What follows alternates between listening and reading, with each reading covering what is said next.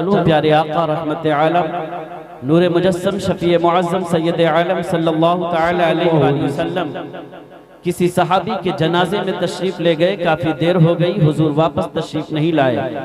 हम सब की माँ सैयदा आयशा रदी अल्लाह तआला अन्हा घर का काम काज कर रही हैं और दिल सरकार की जानिब लगा हुआ है।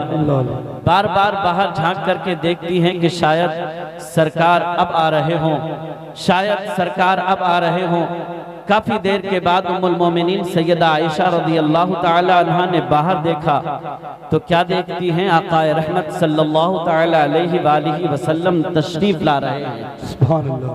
मगर झमाझम की बरसात हो रही है। मेरे मुस्तफ़ा करीम सल्लल्लाहु तआला अलैहि वसल्लम उस बारिश में नहाते हुए तशरीफ ला रहे हैं। थोड़ी ही देर में अल्लाह के नबी सल्लल्लाहु तआला अलैहि वसल्लम हुजरे आयशा में जलवा फरमा हो गए। उम्मुल मोमिनीन सैयदा आयशा रदी अल्लाह तआला अन्हा अल्लाह के नबी सल्लल्लाहु तआला अलैहि वसल्लम के पास खड़ी हैं और आकाए रहमत सल्लल्लाहु तआला अलैहि वसल्लम को बहुत गौर के साथ देख रही हैं। कभी मेरे आका सल्लल्लाहु तआला अलैहि वसल्लम के पैराने अक़दस पर अपनी निगाहें जमा देती हैं, कभी हुजूर के दस्ते अक़दस को अपने हाथों में लेकर के टिटोल रही हैं, कभी अल्लाह के नबी सल्लल्लाहु तआला अलैहि वसल्लम के रेशहाए मुबारका को देख रही हैं। अल्लाह के नबी सल्लल्लाहु तआला अलैहि वसल्लम इरशाद फरमाते हैं, ऐ आयशा जरा ये तो बताओ कि आज इस तरह हैरानी के साथ तुम मुझे क्यों देख रही हो। उम्मुल मोमिनीन सैयदा आयशा रदी अल्लाह तआला अन्हा ने अर्ज किया, या रसूल अल्लाह सल्लल्लाहु तआला अलैहि वसल्लम, मेरे सरकार मैंने बाहर देखा था कि बारिश हो रही है और सरकार उस बारिश में भीगते हुए तशरीफ ला रहे हैं। अक्ल ये कहती है कि जब आप बारिश में भीगते हुए आ रहे थे तो या रसूल अल्लाह आपका पैराने अक़दस भीग जाना चाहिए था। जब आप बारिश में भीगते हुए आ रहे थे तो या रसूल अल्लाह आपके दस्ते अक़दस से नमी का इजहार होना चाहिए था। जब आप भीगते हुए आ रहे थे तो या रसूल अल्लाह आपके रेशहाए मुबारका से पानी के कतरे टपकने चाहिए थे। या रसूल अल्लाह मैंने अपनी आंखों से देखा कि आप भीगते हुए आ रहे हैं, मगर अब देख रही हूँ कि दस्ते अक़दस से नमी का इजहार नहीं हो रहा है, पैराने अक़दस गीला हुआ नहीं है, रेशहाए मुबारका से पानी के कतरे नहीं टपक रहे हैं। या रसूल अल्लाह यही बात समझ में नहीं आती। अल्लाह के नबी सल्लल्लाहु तआला अलैहि वसल्लम इरशाद फरमाते हैं, ए आयशा जरा ये तो बताओ आज तुमने ओढ़ क्या रखा है। उम्मुल मोमिनीन सैयदा आयशा रदी अल्लाह तआला अन्हा अर्ज करती हैं, या रसूल अल्लाह आज जल्दी में मुझे मेरा दुपट्टा ना मिला।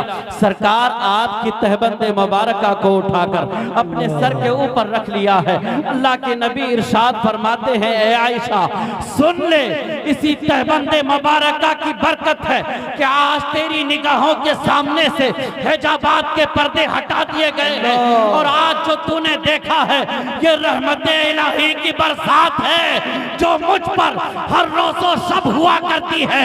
मदीने पाक में रहमत की बरसात होते हुए देखा तो बरेली की सरजमीन से अल्लामा हसन ने दुआ के लिए हाथ उठा दिए, अर्ज किया इलाही दिखा दे वो मदीना कैसी बस्ती है जहां पर रात दिन मौला तेरी रहमत बरसती। नारे तकबीर, नारे रिसालत, मसलके आला हजरत फैजाने गौसे आजम हजरत अल्लामा मौलाना सद्दाम हुसैन साहब क़िबला। नारे तकबीर, नारे रिसालत।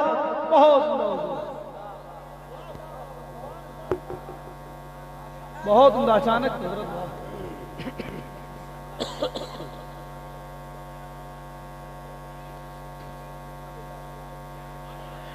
अच्छा माशाल्लाह, मैं समझ रहा हूँ कि यकीनन आपको बातें समझ में आ रही हैं और बेदारी है माशाल्लाह आपके अंदर। तो आपको अब यकीन हो गया होगा और मैं समझता हूँ कि पहले भी यकीन था, क्योंकि अगर कोई मौलवी कहे ना कि रहमत की बरसात होती है और बात सिर्फ मौलवी की हो, तो हो सकता है आप में से कोई उठ करके कहे कि जनाब मैं फलां की बात नहीं मानता, मौलवी झूठ भी बोल सकते हैं। हालांकि मैं आपको ये सबक सिखाने नहीं आया, मैं आपको इस्लाम का ये सबक सिखाता हूँ कि उलमाए किराम का एहतराम करें, इनकी बातें माने। या आपके इमाम हैं, आपके पेशवा हैं। कभी ये कह दें कि शरीयत का ये हुक्म है, अपने अक्ल का घोड़ा मत दौड़ाइए। मान लीजिए उलमा कह रहे हैं, आपसे ज्यादा कुरान पढ़े हुए हैं, हदीसों को आपसे ज्यादा पढ़ा है इन्होंने, जुज़ियाते फ़िक़्ह पर इनकी नजर आपसे ज्यादा है, इसलिए शरीयत क्या कहती है आपसे ज्यादा ये जानते हैं। ये कहें तो आप एतराज ना करो, मान लो मौलाना साहब कह रहे हैं, हाफिज साहब कह रहे हैं, कारी साहब कह रहे हैं, मुफ्ती साहब कह रहे हैं, तो यकीनन सच ही कह रहे होंगे। लेकिन मैं इससे बड़ी बात कर रहा हूँ। हो सकता है मौलाना की बात पर कोई सरफरा खड़ा होकर के एतराज कर दे, जनाब ये बात मौलाना की है, मैं नहीं मानता हूँ, क्योंकि मौलाना से खता का इम्कान मौलाना के अंदर मौजूद है। मौलाना से खता हो सकती है, मौलाना से गलती हो सकती है, मौलाना झूठ बोल सकते हैं। आओ, ये फरमान किसी मौलवी का नहीं है, किसी मुफ्ती का नहीं है, किसी हाफिज का नहीं है, किसी कारी का नहीं है, बल्कि इंदा ज़िक्र सालिहीना ततनज़्ज़लुर रहमा। ये फरमान उस नबी का है, उस नबी का है, उस नबी का है जिसकी ज़बान अक़दस के बारे में रब्बे कायनात ने कुरान के अंदर इरशाद फरमाया है कि मेरा हबीब अपनी ज़बान से कुछ नहीं कहता, वही कहता है जो फरमाने खुदा होता है। बरेली से मेरे रज़ा, अच्छे रज़ा, हम सब के रज़ा, आला हजरत इमाम अहमद रज़ा खड़े होकर ऐलान करते हैं, वो सपा जिसकी हर बात वही खुदा चश्मे हिकमत फैला। नारे तकबीर, नारे रिसालत, मसलके आला हजरत, गौसिया कुतबिया कॉन्फ्रेंस व जश्ने दस्तार बंदी। नारे तकबीर, नारे रिसालत। जवाब नहीं। ये मेरे आका रहमत आलम नूर मुजस्सम शफ़ी मुअज़्ज़म सल्लल्लाहु तआला अलैहि वसल्लम की ज़बान अक़दस का एजाज़ है।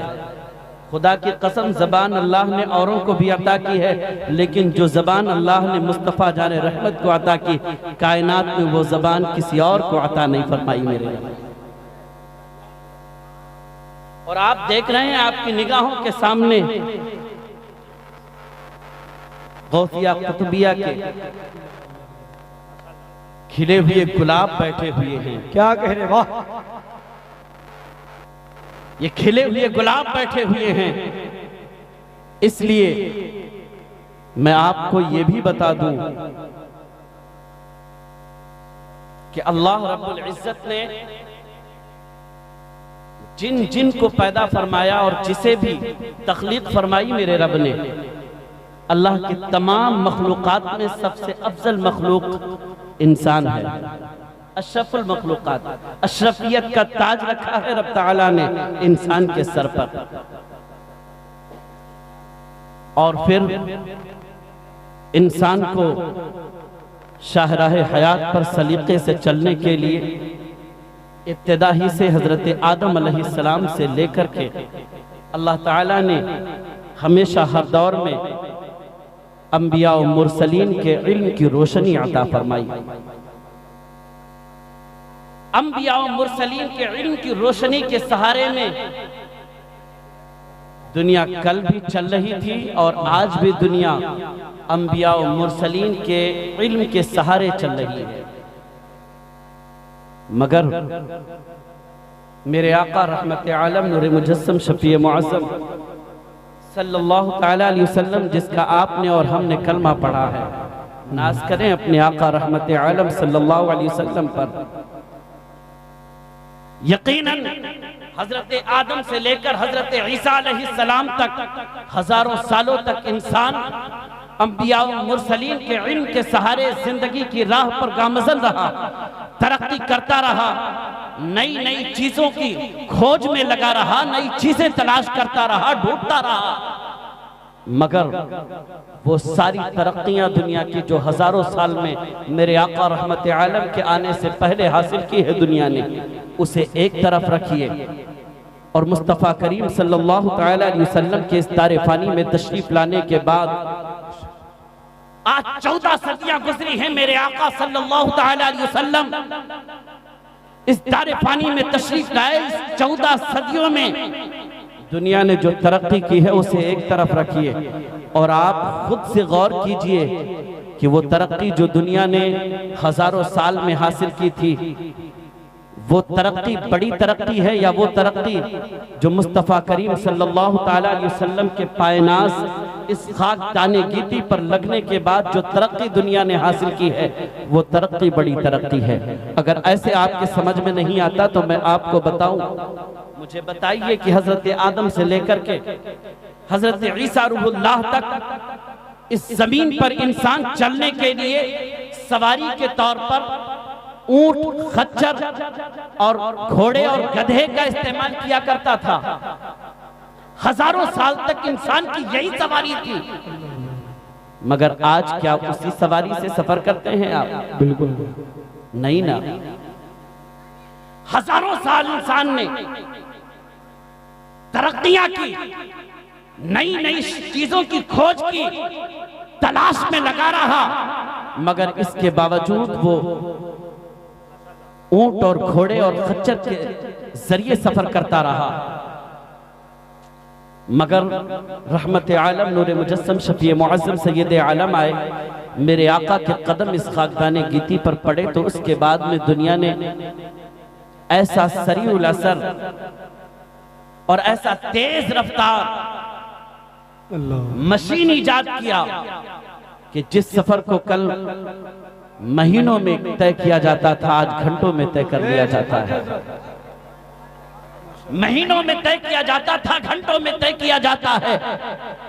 कल किसी परदेसी से राब्ता करने के लिए खतूत का सहारा लिया जाता था। क्या आज भी आप अपने किसी परदेसी से राब्ता करने के लिए खत लिखकर भेजते हैं? हजारों किलोमीटर के फासले पर आपका अपना कोई हो, आप एक छोटी सी मशीन अपने कान पर लगाते हैं जिसे मोबाइल का नाम दिया है आपने, हमने उसको अपने कान पर लगाते हैं, हेलो कहते हैं। हजारों किलोमीटर के फासले पर आपका दोस्त, आपका भाई, आपका अपना आपकी आवाज को सुन लेता है और आपके आवाज को सुन करके जवाब भी देता हुआ नजर आता है। ऐ प्यारे मुसलमानों, ये 1400 साल मेरे आका रहमत आलम को आए ये दुनिया में गुजरे हैं। इस मेरे आका के दुनिया में आने के बाद ये तरक्की दुनिया ने देखी है। आप कहेंगे ये तरक्कियां तो दुनिया के साइंटिस्ट ने किया है, दुनिया वालों ने किया है, लेकिन खुदा की कसम आप कुरान उठा करके देखो, हुजूर की हदीसें उठा करके देखो, सीरत मुस्तफा उठा करके देखो, उलमाए किराम की बारगाहों में आकर के देखो और इनसे पूछो, ये आपको बताएंगे अगर दुनिया अपने अक्ल की बुनियाद पर इस खोज तक पहुंची है, इस नतीजे तक पहुंची है, इस मशीन के ईजाद को अगर महज अक्ले इंसानी ने हासिल कर लिया है, कोई और चीज कार फरमा उसके पीछे नहीं थी, तो मुझे बताओ हजारों साल तक इंसान इसी जमीन पर अपनी अक्ल, अपने दिमाग, अपने फिक्र, अपने शऊर के साथ जिंदगी जीता था, मगर उसके शऊर में कभी रेलगाड़ी, हवाई जहाज का मोबाइल फोन बनाने का ख्याल क्यों पैदा नहीं हुआ? क्यों पैदा नहीं हुआ? मुझे कहने दिया जाए। ऐ प्यारे, मेरे रब ताला ने मुस्तफा करीम रहमत आलम सल्लल्लाहु ताला अलैहि वसल्लम के इस खाकदाने गीती पर तशरीफ लाने के बाद में इनके असरार को दुनिया वालों के अज़हान पर मुनकशफ फरमाकर ये वाज़ेह फरमा दिया है कि दुनिया भी मुस्तफा के कदमों के सदके है और दुनिया की तरक्की भी मुस्तफा के कदमों के सदके। नारे तकबीर, नारे रिसालत, गौसिया कुतबिया कॉन्फ्रेंस, हजरत मौलाना सद्दाम हुसैन साहब किबला, शायर इस्लाम भाई मोहतरम जिया यज़दानी साहब किबला, नारे तकबीर, नारे रिसालत। तो दुनिया को जो भी इल्म मिला है, जो तरक्की मिली है, ये मेरे आका रहमत आलम के कदम पाक का सदका है। अगर मुस्तफा के कदम मक्का और मदीना की जमीन पर ना पड़े होते तो दुनिया को ये इजादात, ये मशीनें, ये चीजें हरगिज़ देखने को नहीं मिलती। आप कहोगे जनाब अगर बात यही है तो मेरे आका रहमत आलम के जमाने में भी तो लोग घोड़े से सफर करते थे, ऊंट से सफर करते थे, खच्चर पर बैठ करके सवारी किया करते थे। मैं कहूंगा सही है, मगर किसी हाफिज कुरान के पास आकर के पूछो, उससे कहो कि रहमत आलम के जमाने में भी तो लोग ऊंट से, खच्चर से और घोड़े के सहारे सफर किया करते थे। वो हाफिज कुरान आलिम दीन मुफ्ती साहब मौलाना साहब आपको जवाब देंगे, ये देख रहा है कि मुस्तफा करीम के जमाने अक़दस में लोग ऊंट से सफर करते थे। तुझे ये नजर नहीं आता कि 27 रजब की तारीख में शब के वक्त मेरे आका हजरत उम्मे हानी के दरे दौलत पर आराम फरमा है। सैयदुल मलाइका मुस्तफा की बारगाह में कोई घोड़ा लेकर के, कोई ऊंट लेकर के, कोई खच्चर लेकर के नहीं, दुनिया का कोई सवारी दुनिया की लेकर के नहीं, जन्नत के बुराक लेकर के हाजिर है, जन्नत के बुराक लेकर के हाजिर है। और खुदा की कसम दुनिया ने 1400 साल तरक्की करने के बाद भी आज इतनी तेज रफ्तार कोई सवारी नहीं बनाई है जितनी तेज रफ्तार मुस्तफा की वो सवारी थी जिस पर बैठ करके मेरे आका रहमत आलम शबे मेराज में तशरीफ ले गए। आपकी सुरात का आलम ये था कि मुस्तफा करीम शबे मेराज में तशरीफ ले गए, ज़ंजीर भी हिलती रही, बिस्तर भी जंजीर भी हिलती रही, बिस्तर भी गर्म रहा। दुनिया हजारों साल और तरक्की कर ले और भी मशीनें बना ले, मगर जिस रफ्तार के साथ मुस्तफा ने सफर किया है, खुदा की कसम कोई मशीन वाला, कोई मशीन किसी भी इंसान को उस रफ्तार के साथ सफर नहीं करवा सकती है। मुझे कहने दिया जाए, दुनिया को अगर खलाओं और कायनात को अपनी मुट्ठी में करने का ज़हन मिला है तो शबे मेराज को देख करके मिला है, जब साइंटिस्ट और पढ़े लिखे लोगों ने देखा कि मुस्तफा करीम रात के एक आने वाहिद में इतना तवील सफर, हजारों किलोमीटर का सफर आने वाहिद में आपने तय कर लिया, तो दुनिया ने समझ लिया कि यकीनन कायनात को तस्खीर किया जा सकता है, कायनात को अपनी मुट्ठी में लिया जा सकता है। मुस्तफा करीम के सीरत अक़दस को देख देख करके ये मशीनरियां बनाई गई हैं। अगर मुस्तफा का अमल और मुस्तफा के गुलामों का अमल ना होता तो खुदा की कसम जिस तरह हजारों साल तक इंसान इस तरह की कोई नई शय बना ना सका था, आज भी ना बना सकता, सुबह क़यामत तक ना बना। बेशक हक। और आज मोबाइल है, आज हजारों किलोमीटर के फासले पर अपनी आवाज आप पहुंचा सकते हैं, लेकिन ये मोबाइल कब बनी आप जानते हैं?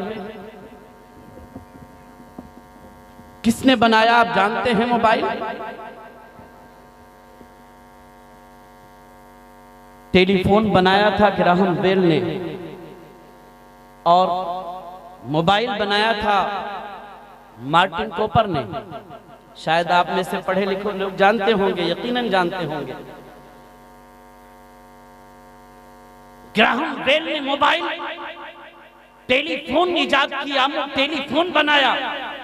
मार्टिन कूपर वाशिंगटन की गलियों में पहली बार उसने एक छोटा सा आला बनाया और उसका तजर्बा किया, जिसे बाद में मोबाइल का नाम दिया गया। तो मार्टिन कूपर ने बनाया मोबाइल। उसके बाद दुनिया को मालूम हुआ कि एक इंसान हजारों किलोमीटर की दूरी पर अपनी आवाज को पहुंचा सकता है, मगर इससे हजारों साल पहले मेरे आका रहमत आलम सल्लल्लाहु तआला अलैहि वसल्लम के प्यारे गुलाम, हुजूर के आशिक और हुजूर के दीवाने अमीरुल मोमिनीन हजरत उमर इब्न खत्ताब रज़ी अल्लाह तआला अन्हु मस्जिद नबी में जुमा के दिन खड़े होकर के खुतबा इरशाद फरमा रहे हैं। कुर्बान जाओ, अगर समझ में बात आ रही तो कह दीजिए सुभान अल्लाह। मस्जिद नबी में हजरत उमर इब्न खत्ताब खड़े होकर जुमा के दिन खुतबा इरशाद फरमा रहे हैं। खुतबा को रोककर हजरत अमीरुल मोमिनीन उमर इब्ने खत्ताब ने 3 बार इरशाद फरमाया, या सारियतुल जबल, या सारियतुल जबल, या सारियतुल जबल, अल्लाहु अकबर। 3 बार आपने इरशाद फरमाया। जुमा की नमाज खत्म हो जाती है, हजरत अब्दुर्रहमान इब्ने औफ अमीरुल मोमिनीन की बारगाह में हाजिर होते हैं, अर्ज करते हैं, अमीरुल मोमिनीन हजरत सारिया तो यहाँ से बहुत दूर है और आप खुतबा रोक करके सारिया को आवाज दे रहे हैं, आखिर इसमें क्या राज है, अगर इसमें क्या हिकमत है। अल्लाहु अकबर। अब जरा गुलाम नबी के आंख की रोशनी देखो, गुलाम नबी के जबान का पावर देखो। हजरत उमर इब्ने खत्ताब इरशाद फरमाते हैं, ऐ लोगों, आप तो हमको देख रहे थे कि हम नबी के पाक सल्लल्लाहु अलैहि वसल्लम के मिंबर पर खड़े होकर खुतबा दे रहे हैं, मगर उमर की बसारत का आलम यह है, रायतुहुम युकातिलूना इंदा जबलिन फलम अमलिक अन कुल्तु सारियतुल जबल, रायतुहुम युकातिलूना इंदा जबलिन युतूना मिन बैनि ऐदीहिम व मिन खल्फिहिम फलम अमलिक अन कुल्तु सारियतुल जबल। हजरत उमर इब्ने खत्ताब कहते हैं, आप देख रहे थे मैं मुस्तफा के मिंबर पर खड़ा हूं, मगर खुदा की कसम अपने आका के मिंबर पर खड़े होकर के उमर इब्ने खत्ताब यहीं से नहाविन में लड़ने वाले सारिया को देख रहा था और ये भी देख रहा था अफवाज इस्लाम को काफिर आगे से भी घेर रहा है, पीछे से भी घेर रहा है। मैंने इस कैफियत को देखा तो मुझे बर्दाश्त न हो सका और मैंने यहीं से पुकार करके कहा, सारिया पहाड़ को अपने पीठ के पीछे कर लो। अल्लाह की इज्जत की कसम मदीने में खड़े होकर उमर आवाज दे रहे हैं, हजारों किलोमीटर की दूरी पर नहाविंद में हजरत सारिया तक आपकी आवाज पहुंच भी रही है, हजरत सारिया उस आवाज को सुन भी रहे हैं। बहुत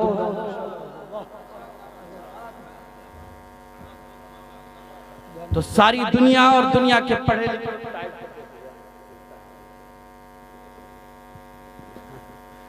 इसको भी संभालना पड़ता है।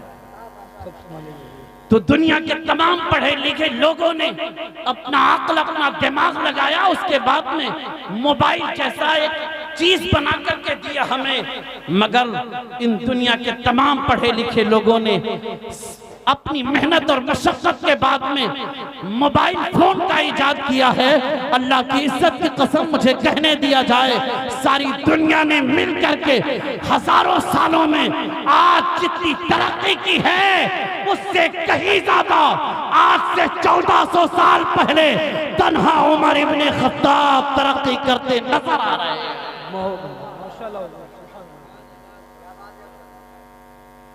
इसलिए दुनिया में जो भी उलूम राइज, चाहे वो मदरसों में पढ़ाए जाते हों, दारुल में पढ़ाए जाते हों, यूनिवर्सिटियों और कॉलेजों में पढ़ाए जाते हों, ये गैरों के नहीं हैं, आपके अपने हैं, आपके अपने हैं। आपने अपने असलाफ की तारीख उठा करके देखना पसंद नहीं किया, वक्त नहीं है कि असलाफ की तारीख उठा करके देखें, वरना खुदा की कसम आप तारीख उठा करके देखेंगे तो आज जो यूरोप नाज करता है अपनी तरक्की पर, जो यूरोप अपनी इजादात की बुनियाद पर फख्र करता हुआ नजर आ रहा है, आज से 1000 साल पीछे चले जाइए, यूरोप की गलियों में, यूरोप के रास्तों पर नालों का गंदा पानी बहा करता था। यूरोप के लोग हफ्ते और महीने गुजर जाते थे, नहाया नहीं करते थे, मगर अल्लाह की इज्जत की कसम जब यूरोप में जहालत का यह आलम था कि वहां के लोग ना नहाने पर फख्र महसूस करते थे, महीना गुजर जाता था नहाते नहीं थे, उनके रास्तों में गंदे पानी बहा करते थे। उससे कई 100 साल पहले मदीना में मुस्तफा करीम बैठ करके इस्लाम के मानने वालों को ये सबक पढ़ा रहे थे कि दिन और रात में 5 वक्त की नमाजें फर्ज हैं तुम पर, और इन 5 वक्त की नमाज अदा करने के लिए तुम्हें 5 मर्तबा वजू करना जरूरी है। इस्लाम तहारत का ये दर्स दे रहा था और ये जहालत की तारीकी में जिंदगी गुजार रहे थे। ये तो करम है मुसलमानों का, हमारे असलाफ की मेहरबानियां हैं कि इन्होंने जब अपनी दरसगाहें कायम की, जब इन्होंने अपनी यूनिवर्सिटियां बनाई, जब इन्होंने अपने कॉलेजेस बनाए तो इन्होंने अपने कॉलेजेस सिर्फ अपनों के लिए नहीं, अपने कॉलेजेस, अपनी यूनिवर्सिटियों, अपने मदरसों और अपने इंस्टीट्यूट के दरवाजे गैरों के लिए भी खोल रखे थे। तारीख उठा करके देखो, आपको मालूम होगा खुरासान की सरजमीन पर, करतबा की सरजमीन पर, निशापुर की सरजमीन पर, बगदाद की सरजमीन पर सिर्फ अहले सुन्नत वल जमात के बच्चे, सिर्फ मुसलमानों के बच्चे और बच्चियां नहीं पढ़ते थे, वहां पर यूरोप से आए हुए यहूदी भी पढ़ा करते थे, यूरोप से आए हुए ईसाई भी पढ़ा करते थे। ये हमारी दरसगाहों में पढ़ करके गए हैं, तब इन्होंने तरक्की हासिल की है। इन्हें जो कुछ इल्म मिला है ये हमारे असलाफ के कदमों का सदका है। और आज दुनिया नाज करती है, अमेरिका नाज करता है कि राइट ब्रदरान ने हवाई जहाज बना करके दिया है। ये अनमोल तोहफा है दुनिया के लिए। खुदा की कसम, आप तारीख उठाओ, राइट ब्रदरान ने कब बनाया हवाई जहाज? आज से तकरीबन 100 साल पहले। कितने साल पहले? तकरीबन 100 साल पहले राइट ब्रदरान ने अमेरिका की सरजमीन पर हवाई जहाज को बनाया है। मगर उससे कई 100 साल पहले उंदुलुस की सरजमीन पर हजरत अब्बास इब्ने फरनास नाम का एक अजीम साइंसदान, उसने सबसे पहले दुनिया की हवाई जहाज बनाई थी, जो किसी और कौम से नहीं, तुम्हारे हमारे कौम, तुम्हारे हमारे मजहब इस्लाम से ताल्लुक रखने वाला था। और उसने जो सबसे पहली हवाई जहाज बनाई थी उसे उड़ा करके दिखाया था। खुदा की कसम, अगर अब्बास इब्ने फरनास ने कई 100 साल पहले उंदुलुस की सरजमीन पर अपनी हवाई जहाज बना करके दिखाया ना होता तो अमेरिका का कोई भी पढ़ा लिखा इंसान कभी भी किसी भी हवाई जहाज को बना नहीं सकता था। ये तो देख रहे हैं हमारे असलाफ की तारीख को और उनकी कामयाबियों को देख करके, उन्हीं से इल्म हासिल करके इन्होंने हवाई जहाज बनाया है। तो दुनिया में जो हवाई जहाज है ये हमारे असलाफ के एहसान के वजह से है, इनके सदक़े में है। हमारे असलाफ का इल्म ना होता, हमारे असलाफ की कारकर्दगी ना होती तो खुदा की कसम कभी भी दुनिया को हवाई जहाज नहीं मिलती। ये सब सदका है हमारे असलाफ के कदमों का।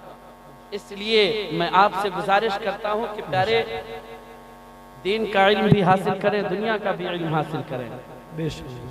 मैथ, जोग्राफिया, हिस्ट्री, साइंस, जितने भी उलूम किसी कॉलेज में या किसी यूनिवर्सिटी में पढ़ाए जाते हैं, आप हरगिज ये ना समझें कि ये गैरों के हैं या आपके अपने हैं। आपके असलाफ का खून पसीना उस इल्म में शामिल है। बड़ी मेहनत मशक्कत से उसको दुनिया के हवाले किया था असलाफ ने हमारे। मगर अफसोस कि हमने उन तमाम उलूम से मुंह फेर लिया है। इसलिए खुदा के वास्ते, खुदा के बंदो, दीन का इल्म भी हासिल करो, दुनिया का इल्म भी हासिल करो।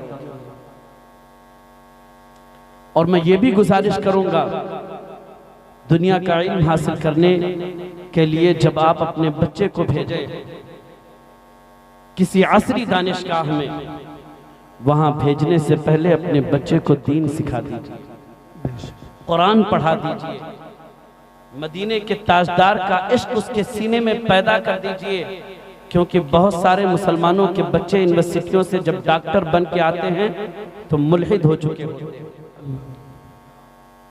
जब प्रोफेसर बन के आते हैं तो बेदीन हो चुके होते हैं, जब इंजीनियर बन के आते हैं तो खुदा की वहदानियत पर सवाल उठाते हैं, रोजा के हुक्म पर सवाल उठाते हैं, रोजा की फर्जियत पर एतराज करते नजर आते हैं। इसलिए इन बच्चों को इन असरी दानिशगाहों में भेजने से पहले इनके सीने में मुस्तफ़ा प्यारे सल्लल्लाहु ताला अलैहि वसल्लम का प्यार पैदा कर दो, ताकि इन असरी दानिशगाहों में, असरी दानिशगाहों का मुल्हिदाना माहौल जब इनके ईमान को खरीदना चाहे तो ये अपने जज्बे ईमानी के साथ ये ऐलान करते नजर आए, कुव्वत इश्क से हर पस्त को बाला कर दे, दहर में इसमें मोहम्मद से उजाला कर दे।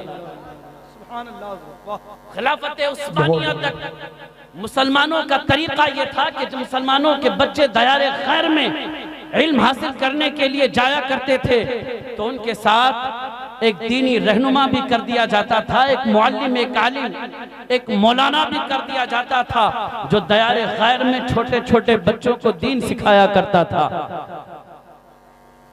अफ्रीका की सरजमीन पर ऐसे ही बच्चों का एक ग्रुप इल्म हासिल करने के लिए गया हुआ था। एक अखबारी रिपोर्टर ने ठंडी के मौसम में एक छोटे से बच्चे को सुबह सवेरे देखा कि वो बच्चा दौड़ दौड़ करके बर्फ के टुकड़े उठा रहा है और एक जगह जमा कर रहा है, जमा करके वो बर्फ के टुकड़ों को तोड़ रहा है।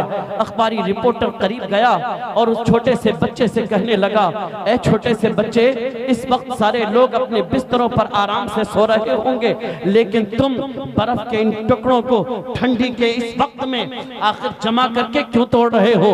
इसकी वजह क्या है? तुम्हें भी अपने बिस्तर पर आराम से सोना चाहिए था, मगर बर्फ के ये टुकड़े जमा करके क्यों तोड़ रहे हो? उस छोटे से बच्चे ने जवाब दिया था, आप मुझसे ये पूछ रहे हो कि मैं बर्फ के टुकड़े क्यों तोड़ रहा हूं? आपको मालूम नहीं कि फजर का वक्त निकला जा रहा है। मैं बर्फ के ये टुकड़े जमा करके फजर के लिए वजू करना चाहता हूं ताकि मैं वजू करके नमाज पढ़ सकूं। अखबारी रिपोर्टर ने जब नन्हे से बच्चे के जबान से निकले हुए ये अल्फाज सुने तो उसने बर्जस्ता कहा था, जिस कौम का छोटा सा बच्चा बर्फ पिघला करके वजू करने का जज्बा रखता है उसकी ईमानी हरारत को कभी मात नहीं दिया जा सकता। नारे तकबीर, नारे रिसालत, मसलके आला हजरत, इश्क मोहब्बत, इश्क मोहब्बत, इश्क मोहब्बत, इश्क मोहब्बत। नारे तकबीर, नारे रिसालत।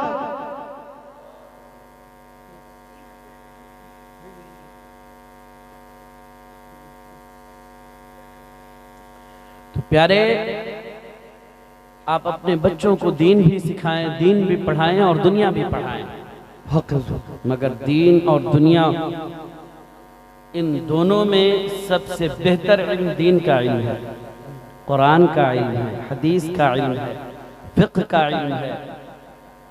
ये इल्म बेहतर है, इसे सिखाएंगे तो आपका बच्चा दुनिया में भी कामयाब रहेगा, आखिरत में भी कामयाब रहेगा।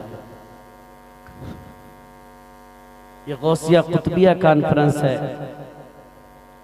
हुजूर पुर नूर सरकार गौसे आजम रदी अल्लाह तआला अन्हु, आपने दुनिया का इल्म हासिल नहीं किया।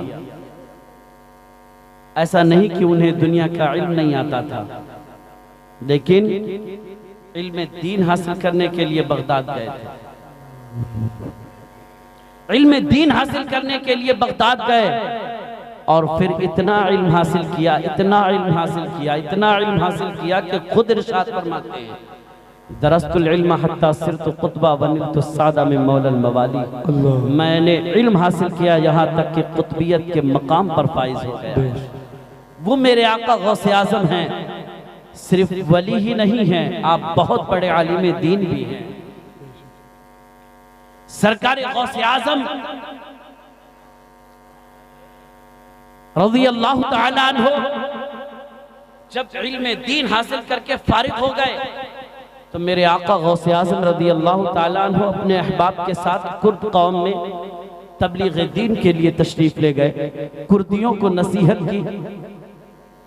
तो उनका इमाम, उनका मौलवी सामने निकल करके आया और वो कहने लगा, ए अब्दुल कादिर,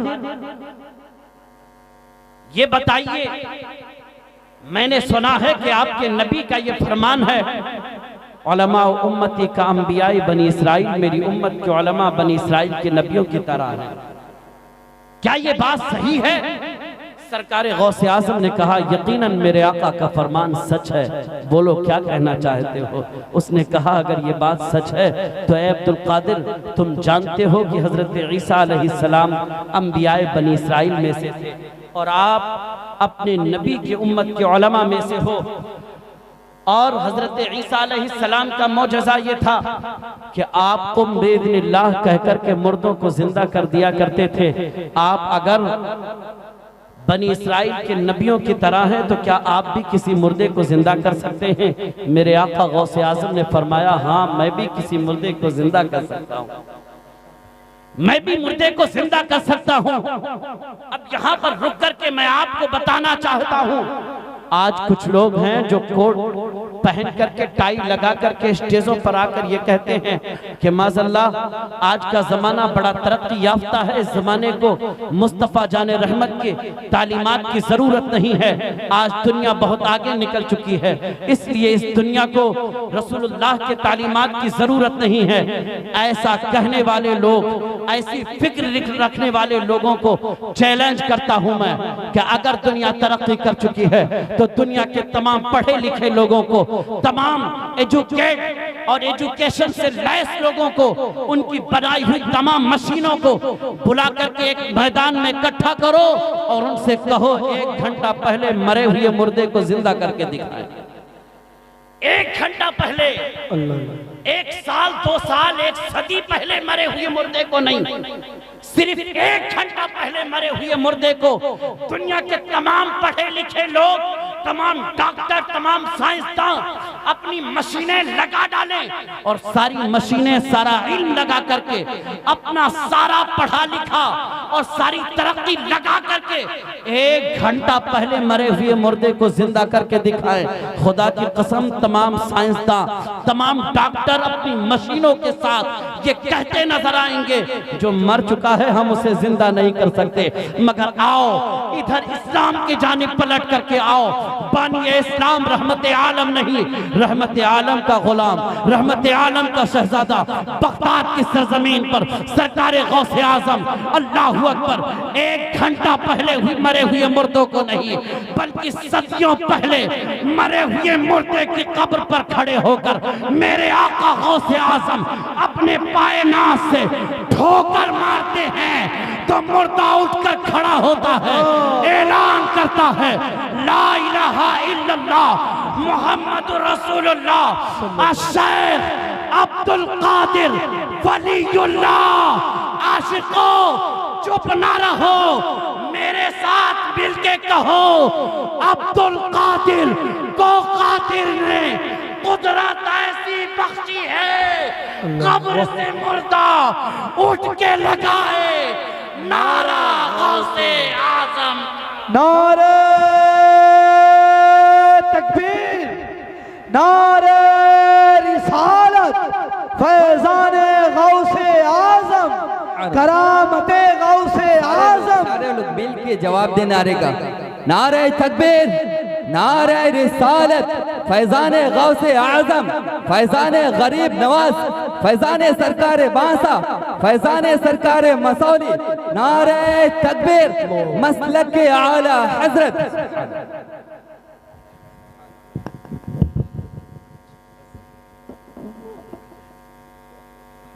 मेरे आका सरकार गौसे आजम रज़ी अल्लाह तआला अन्हु ने जिन कुर्दियों को नसीहत की थी, वो सारे लोग हल्का बगोशे इस्लाम हो गए, मुसलमान हो गए और आपके मुरीद बन गए।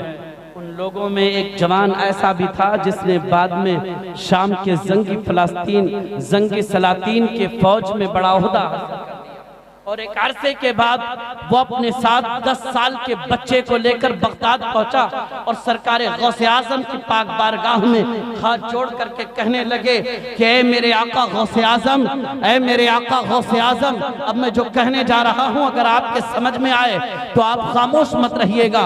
उस नौजवान ने अपने छोटे से बच्चे को लेकर गौसे आजम की बारगाह में हाजिर है और अर्ज करता है, मेरे आका गौसे आजम, ये मेरा 10 साल का बच्चा बच्चा सलाहुद्दीन अय्यूबी है, ये मेरा 10 साल का बच्चा सलाहुद्दीन अय्यूबी है।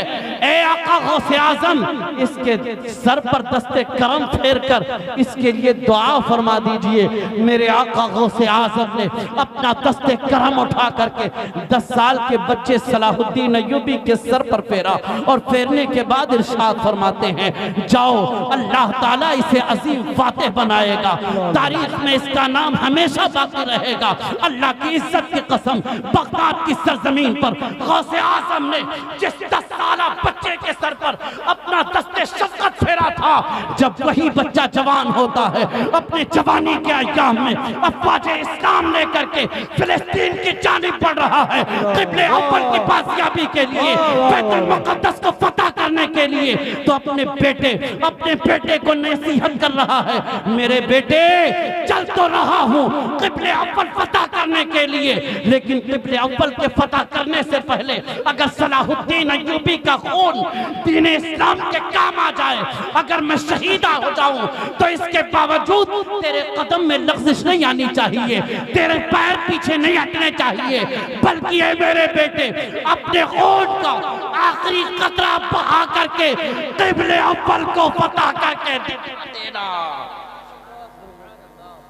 और अल्लाह की इज्जत की कसम, सलाहुद्दीन अय्यूबी सरकारे गौसे आजम का करम लेकर के जब क़िबले अव्वल बचाने के लिए, फिलिस्तीन को आजाद कराने के लिए और क़िबले अव्वल को फतह करने के लिए बढ़े, तो गौसे आजम के करम से आपने क़िबले अव्वल को फतह करके दिखा दिया है। ए प्यारे, आज जब फिलिस्तीन चल रहा है, वहां के मुसलमान मारे और काटे जा रहे हैं, ऐसे वक्त में वहां का बच्चा वहां का कट्टा पिट्टा मुसलमान, वहां की रोती माएं, वहां के लरसते और सिसकते हुए लोग आज फिर से मेरे आका गौसे आजम के रोज़े की जानिब रुक करके याद कर रहे हैं, ऐ मेरे आका गौसे आजम, फिर से किसी 10 साल के बच्चे के सर पर अपना दस्ते करम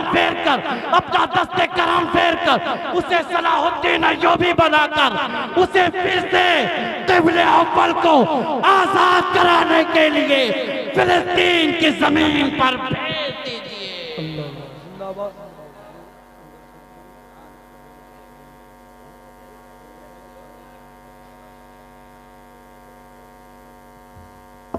दुरूद पाक पढ़ने, अल्लाहुम्मा सल्ली अला सय्यिदिना व मौलाना मुहम्मद मअदनिल जुदी वल करम सलाम अलैका या रसूल अल्लाह या हबीब अल्लाह या नबी अल्लाह सल्लल्लाहु तआला अलैहि वसल्लम।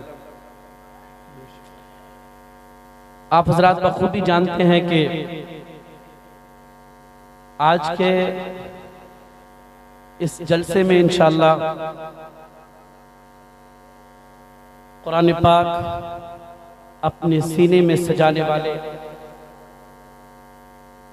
ये खूबसूरत बच्चे आपकी निगाहों के सामने,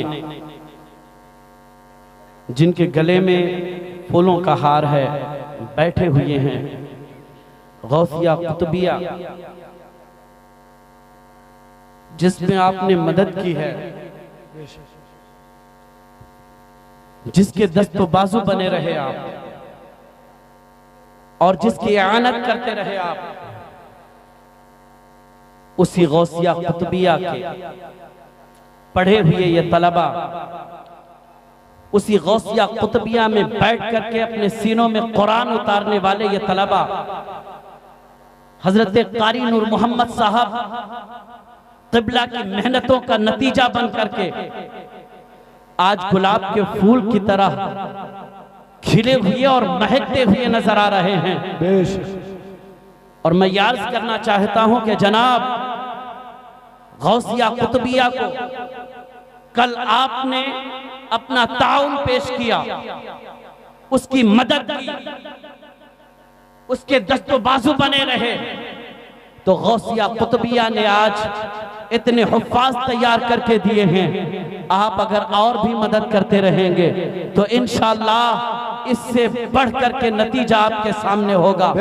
और भी हुफ्फाज और भी कुर्रा और भी उलमा यहाँ से फारिग होकर के निकलेंगे और इंशाअल्लाह जब आप अपनी माथों की निगाहों से आज और आज के बाद इस मदरसे से फारिग होने वाले तलबा को देखेंगे, इस मदरसे से पढ़कर निकलने वाले उलमा को देखेंगे, तो आपकी तबीयत बाग बाग हो जाएगी, आपका कलेजा ठंडा हो जाएगा, आपको निहायत मसरत हासिल होगी कि जिस गौसिया कुतबिया को हमने मदद किया था, गौसिया कुतबिया में हमने जो अपना पैसा लगाया था, वो पैसा जाया नहीं गया है, बर्बाद नहीं हुआ है। हमारे उसी पैसे के नतीजे में, हमारे उसी पैसे की वजह से ये हाफिज़े कुरान, ये आलिम दीन, ये कारी कुरान बन करके सामने निकल करके आए हैं, दीन के मुबल्लिग बन करके आए हैं, इमाम बन करके आए हैं, नातखा बन करके आए हैं, मुकर्रिर और शायर बन करके आए हैं। ऐ प्यारे मुसलमानों, कल आपने मदद की थी, आज भी मदद कीजिए, मदद करते रहिए।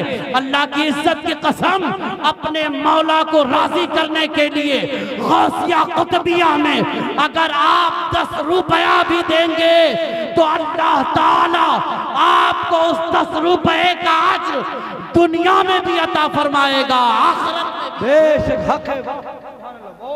10 रुपया आपका जाय होने वाला नहीं है। जो पैसे अपनी जात पर खर्च किए जाते हैं खत्म हो जाते हैं, लेकिन जो पैसे दीन की राह में खर्च किए जाते हैं, मदारिस इस्लामिया में दिए जाते हैं, उलमा की साथ पर खर्च किए जाते हैं, अल्लाह की राह में सदका खैरात किए जाते हैं, वो जाय नहीं होते, वो बैंक में बैलेंस हो जाते हैं।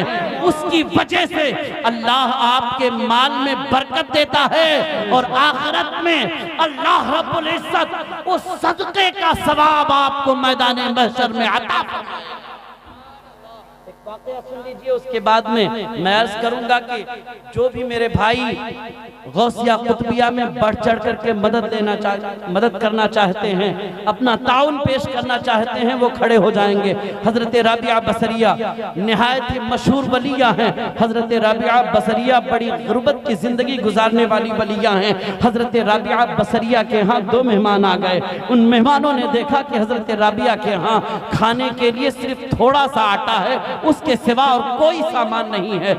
इतना आटा था कि जिससे बमुश्किल 2 रोटियां बन सकती थी। हजरत राबिया बसरिया ने रोटी बनाना शुरू कर दिया। राबिया बसरिया ने जब 1 रोटी तैयार की तो दरवाजे पर एक साइल ने आवाज दी और कहा, अल्लाह के नाम पर मुझे रोटी दे दो, भूखा हो। हजरत राबिया बसरिया ने वो रोटी उठाई और फकीर की झोली में डाल दी, वो दुआएं देता हुआ चला गया।